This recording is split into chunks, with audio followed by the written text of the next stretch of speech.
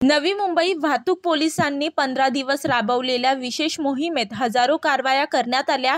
विशेष म्हणजे यामध्ये विना हेल्मेट, फॅन्सी गाडी क्रमांक पाटी आणि गाडीच्या काचांना लावण्यात येणाऱ्या बेकायदा काळ्या फिल्मवर कारवाई करण्यात आली। नवी मुंबईतील 16 वाहतूक बीट पोलीस ठाणे अंतर्गत 27 फेब्रुवारी ते 12 मार्च दरम्यान वाहतूक पोलिसांनी विशेष मोहीम राबवली। त्यामध्ये विना हेल्मेट, फॅन्सी क्रमांक पाटी आणि काळ्या फिल्म लावणाऱ्या गाड्यांवर कारवाई करण्यात आली।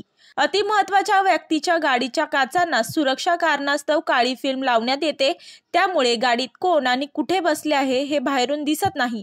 मात्र गल्लीतील छोटे मोठे पुढारी गुंड आणि पुढारीपणा मिरवणारी मंडळीही आपल्या गाडीच्या काचांना काळी फिल्म लावतात। अशा लोकांच्या गाड्यांवर कारवाई करत काळ्या फिल्म काढण्यात आल्या। अशा प्रकारे गेल्या 15 दिवसात 256 गाड्यांवर कारवाई करण्यात आली। दुचाकी चालवताना त्यांच्या सुरक्षेसाठी हेल्मेट अनिवार्य करण्यात आले आहे, मात्र तरीही अनेक दुचाकीस्वार हेल्मेट वापरत नाहीत। अशा तब्बल 8091 दुचाकीस्वारांवर कारवाई करण्यात आली आहे।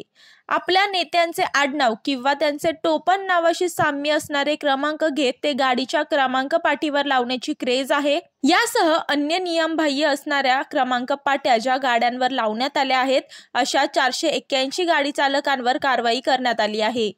तसेच यापुढे वाहतुकीच्या नियमांची पायमल्ली करून बेजबाबदारपणे वाहन चालवणाऱ्या वाहन चालकांवर वेळोवेळी वाहतूक विभागाकडून कारवाई करण्यात येणार आहे।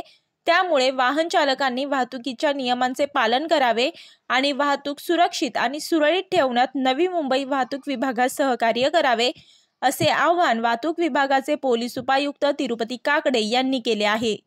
मी वर्षा काटेकर, योद्धा न्यूज, नवी मुंबई।